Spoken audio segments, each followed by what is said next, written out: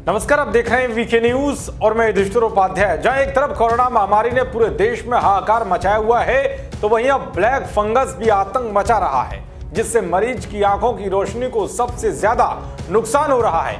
वहीं अब इससे भी कई गुना खतरनाक व्हाइट फंगस के मामले मिलने शुरू हो गए हैं। बिहार की राजधानी पटना में ही इसके 4 मरीज मिले हैं। ब्लैक फंगस संक्रमण पहले ही भारत के कई राज्यों में फैल चुका है और इसे लेकर केंद्र सरकार ने राज्यों को कई निर्देश भी दिए हैं। अब ये भी जान लीजिए कि व्हाइट फंगस कितना खतरनाक है।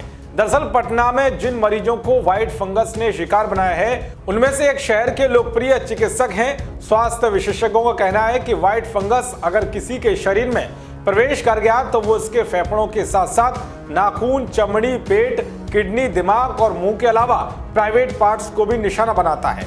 इसलिए इसे ब्लैक फंगस से ज्यादा खतरनाक बताया गया है। इसकी प्रकृति कोविड-19 वायरस की तरह ही है। ये हाई रेजोल्यूशन सीटी स्कैन से पकड़ में आता है। अगर इसका संक्रमण फैलता है तो फिर देश के स्वास्थ्य व्यवस्था को 3 मोर्चों पर लड़ाई लड़नी पड़ेगी। जैसे कोरोना मुख्यतः मरीज के फेफड़ों को निशाना बनाता है, ये भी वैसा ही करता है, लेकिन कई अन्य अंगों पर भी दुष्प्रभाव छोड़ता है।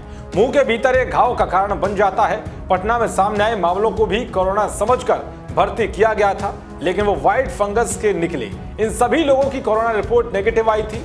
ऐसी स्थिति में तुरंत एंटी फंगस दवाइयां चालू करनी पड़ती हैं, वरना ये नियंत्रण से बाहर हो जाता है। ये असाध्य नहीं है, मरीज ठीक भी हो रहे हैं। Centre for diseases control and prevention के मुताबिक ये फंगी पर्यावरण में ही रहते हैं, खासकर मिट्टी या फिर सड़ रहे ऑर्गेनिक पदार्थों में। सड़ी हुई पत्तियों, खाद, सड़ी हुई लकड़ी में ये पाए जा सकते हैं। दरअसल व्हाइट फंगस के मामले हाल ही में सामने आए हैं। ऐसे में इसके अध्ययन के बाद ही केंद्र सरकार दिशा निर्देश जारी करेगी। वहीं सभी राज्यों को ब्लैक फंगस को महामारी घोषित करने का निर्देश दिया गया है। इसका मतलब है कि ब्लैक फंगस के सभी पुष्ट या संदिग्ध मामलों की सूचना स्वास्थ्य मंत्रालय को देनी होगी।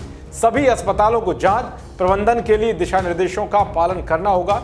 यानी कि एक महामारी खत्म नहीं हो रही है, दूसरी आ खड़ी होती है। इसीलिए आप भी इस आपदा की घड़ी में अपना और अपनों का ख्याल रखिए, आसपास सफाई रखिए और मास्क का उपयोग बहुत जरूरी है। देखते रहिए वीके न्यूज। नमस्कार।